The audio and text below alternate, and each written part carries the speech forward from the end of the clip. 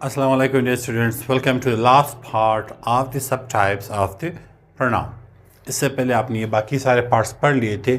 आज की वीडियो में हम डिस्कस करेंगे आपका reciprocal pronoun, reflexive pronoun and emphatic pronoun. It is also known as intensive pronoun. तो इन तीनों को हम एक एक करके अभी पढ़ेंगे। तो बगैर टाइम वेस्ट किए let's go towards the reciprocal pronoun. Reciprocal pronoun में क्या होता है?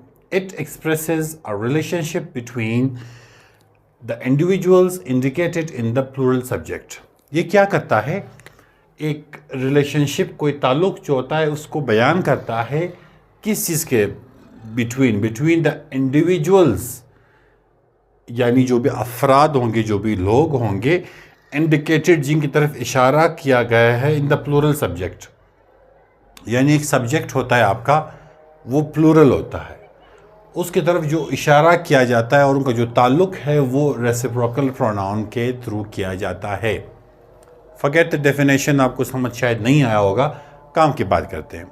जब भी आपके सामने द वर्ड रेसिप्रोकल प्रोनाउन आता है तो आपके ज़हन में ईच अदर और वन अनदर ये दोनों वर्ड्स आने चाहिए। If you do not understand the definition it's perfectly fine.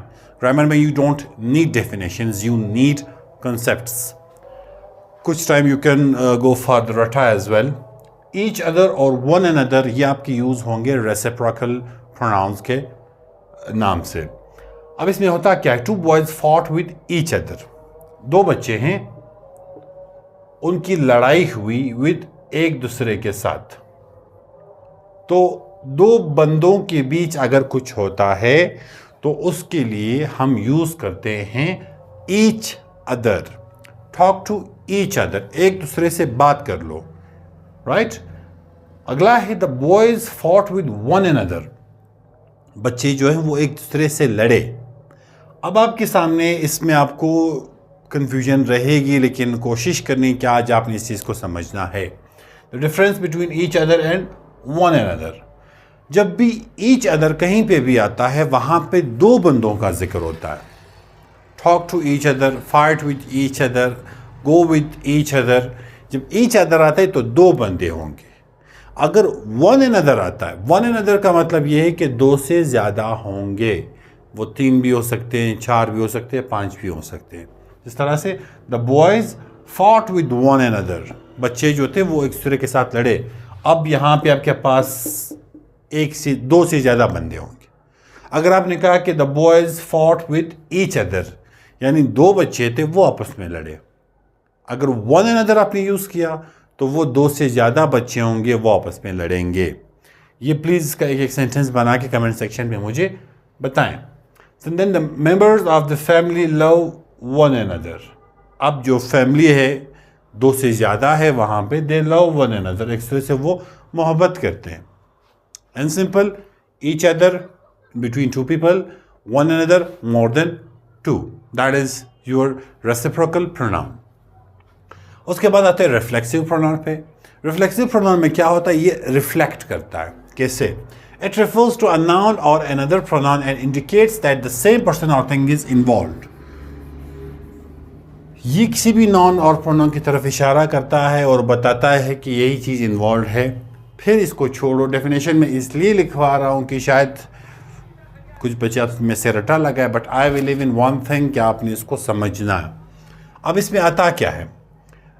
जो आपके पर्सनल प्रोनाउन है, ही, इफ़ यू रिमेंबर, वो जो ही शी वाले हैं वो आपके पर्सनल प्रोनाउन हैं। They are personal pronoun that have self और सेल्स एडेड टू देम।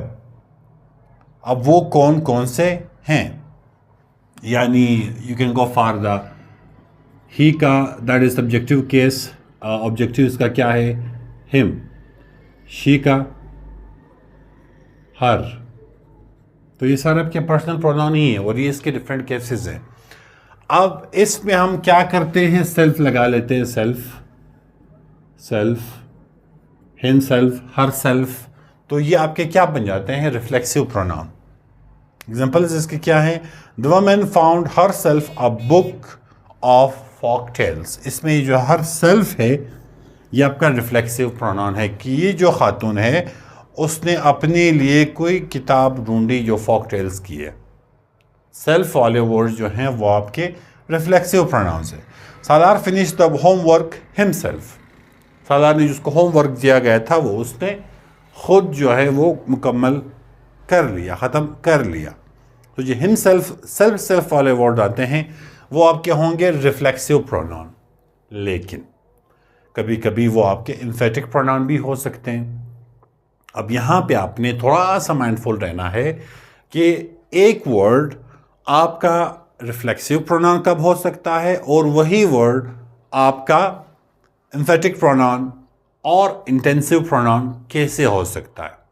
अब आप इस सेंटेंस के नेचर को देखिए, सालार फिनिश द होमवर्क हिमसेल्फ। इसका क्या मतलब कि सालार ने जो काम है वो खुद किया। इसमें आप देखेंगे स्ट्रेस ज़्यादा नहीं है, एक होमवर्क दिया गया था, सालार ने खुद कर लिया। लेकिन अब अगर आप जाते हैं टुवर्ड्स द एम्फेटिक प्रोनाउन, इसमें एक ही डिफरेंस आता है और वो डिफरेंस क्या है, स्ट्रेस का। यही सेंटेंस में लिखूंगा, Salar himself finished the homework. अब आप इसको देखें, same sentence, same meaning, but there is the difference of stress. Salar finish the homework himself और Salar himself finish the homework. अब आप देखें, हिमसेल्फ वहां पे एंड में था, यहां पे हमने स्टार्ट में हम ले आए कि सालार हिमसेल्फ यानी सालार ने खुद अपना होमवर्क जो है वो फिनिश कर लिया। और यहाँ पे क्या है, सालार ने होमवर्क खुद फिनिश कर लिया। यहाँ पे स्ट्रेस ज़्यादा आ रहा है। In the same way he paid the fee himself और he himself paid the fee. अब आप इसको देखें, उसने फ़ी खुद पे की या उसने खुद फ़ी पे की है। इन सिंपल वर्ड्स अगर आपके ये सेल्फ वाले वर्ड्स आपके नाउन के साथ, प्रोनाउन के साथ आ जाते हैं स्टार्ट में, वेर यू फील कि स्ट्रेस है, तो वो आपका एम्फेटिक प्रोनाउन होगा। अगर एंड में कहीं पे आ रहा है तो वो आपका रिफ्लेक्सिव प्रोनाउन होगा। और यहाँ पे आके हमारा टाइप्स ऑफ प्रोनाउन जो है वो ख़त्म हो जाता है। अब नेक्स्ट पार्ट में हम जाएंगे हमारे वर्ब की तरफ, जिसमें इन द सेम वे हमारे वर्ब के सब टाइप्स लिखे हुए होंगे और हम दो दो करके या तीन तीन करके उसको कवर करते जाएंगे। So this is all for this video. If there is something which is not clear, please let me know in the comment section. Thank you so much.